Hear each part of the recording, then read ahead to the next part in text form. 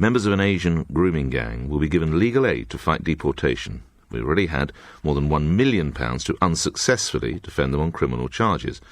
The paedophiles who preyed on girls as young as 13 will get taxpayers' cash to stop moves, to strip them of their British passports and send them back to Pakistan.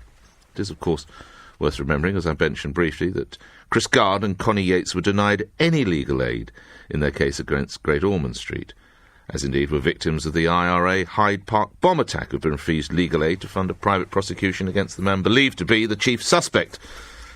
But these four, Shabir Ahmed, who was 64, the ringleader of the Rochdale child sex gang, Abdul Aziz, Adil Khan and Abdul Rauf, will all qualify for legal aid in their attempt. The four Pakistani men were convicted in May 2012 of preying on girls, plying them with drink and drugs before they were passed around for sex.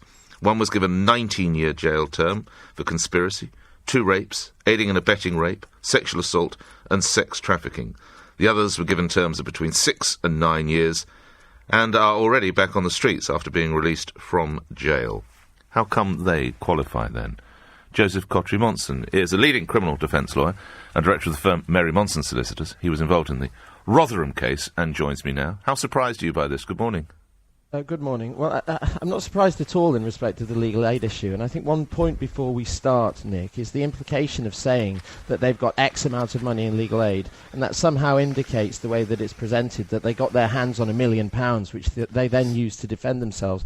Well, that's, of course, nonsense. The money went directly to the lawyers, and the defendants in that case wouldn't have even been aware of the amounts in question, let alone seen it themselves.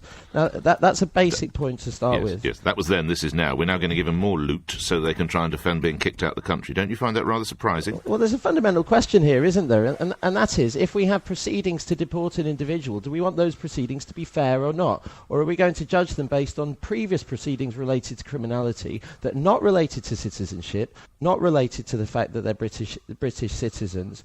And we've talked about, you mentioned stripping somebody's British, taking away somebody's British passport. These are serious issues for a citizen.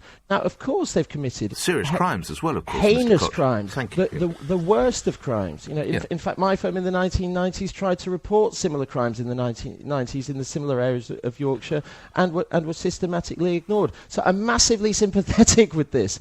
You know.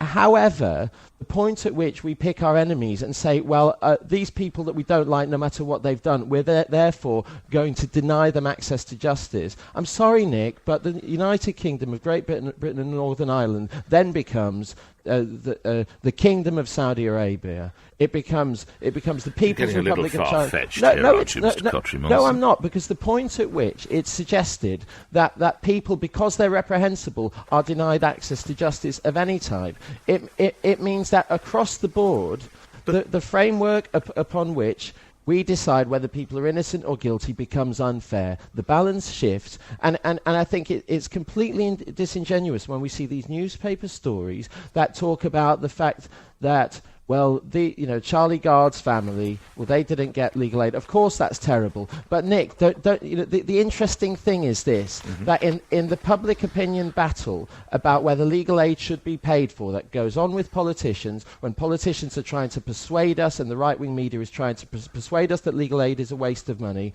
they use these isolated examples of paedophiles who get it for deportation. Allow me to finish, please, Nick. You asked me to be on this show. But what the real effect is legal aid for families that deserve it, such as Charlie Gard's family, are the real victims, because those paedophiles are the justification for that legal aid being brought away, and that's why this is just such reprehensible journalism. But it's accurate journalism, Mr. Kotrie-Monson.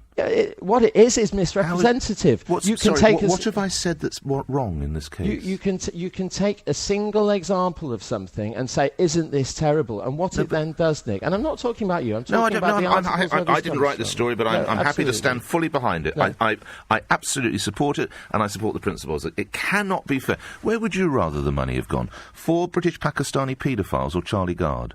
The point is this. No, would you answer my question? The point is this. Well, I'll try again. Would you answer my question? Well, actually, the point is this, because you're asking the wrong question, Nick. The point is this, not who do we like more, because I didn't ask you who did you like more. I wouldn't expect to ask you that. Where should the money have been directed? Charlie Gard's parents or 4 British Pakistani paedophiles? The answer is obvious, Nick. Of course, Charlie Gard's family. But the reality here, of course, is that when you and I are deciding who prefers it, which is the meritorious case and which isn't, we are substituting ourselves for a court of legal process, and that's not the way our country works. But justice is blind. It treats the bad and the good up to the point of judgment with equal fairness, and fairness isn't decided by you or me, no matter how common sense we think that is. We have a legal system, a democratic legal system in place to assure that. Can I use your legal prowess lastly there? We don't have much detail on this, but they will be arguing that if they are deported, that could harm their families. How much credence is that likely to be? As and when it goes before a jury or a judge or whatever, how much credence is that likely to be given? Well, the judge in this case is going to balance, the horrific severity of these crimes that, of course, we all agree with, or are equally repulsed by, with the fact that these people, they appear to have lived most of their lives in the UK. They have families who are completely innocent, and I think it's important to remember that just because a relative of yours is a horrific... Shouldn't they have thought of that before they started raping girls? Well, yeah, perhaps, but the point is the decision wasn't put in the hands of those families who weren't in a position to think about it and make the decision. I'm not advocating that position. You've asked me what the balancing, the things that the judge is going to balance are. They clearly must be them, Nick. I'm grateful for your time. Joseph Kotrie-Monson, leading criminal defence lawyer. You'll find him at the firm Mary Monson. Thank you.